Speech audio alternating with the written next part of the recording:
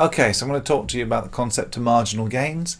This is the idea that you can get better at something large by breaking it down into small components and getting a little bit better at all of these small components. So if you use maths, you could say it's easier to get 1% better at 100 things than it is to get 100% better at one thing.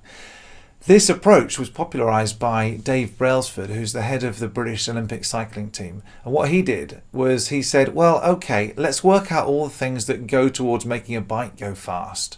And let's see if we can get a little bit better at every single one of those. Now, it's not just the normal things like the design of the bike and the aerodynamics of the helmets and the suits and all that sort of stuff. It was little things like how the team washed their hands.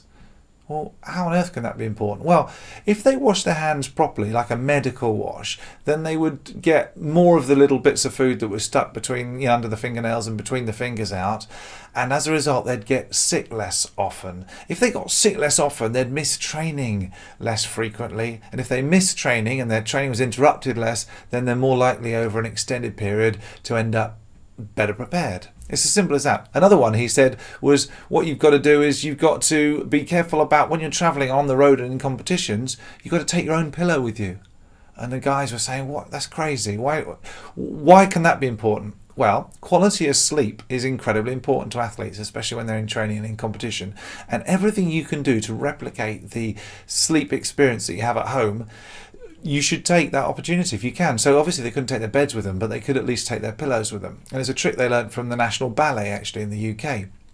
And so by focusing on all these things, these small things, these marginal gains, the British Olympic cycling team has gone on to be, probably in the last 10 years, the best team in any sport on the planet. And that might sound crazy, but when you think about it, in the last two Olympics, they've not only won more gold medals in Olympic track cycling than any other team, but they've won more gold medals than all the other countries put together. They've won 14 out of the last 20 available gold medals. So the rest of the world combined's only won 6. And this is from a country that really typically isn't particularly good at cycling. And not only that, in that same time period, they won the Tour de France in 2012, 2 years after they first embarked on the task of winning the Tour de France, within 5 years. So in 2010, they said, within 5 years, we're going to win the Tour de France. They did it in 2 years.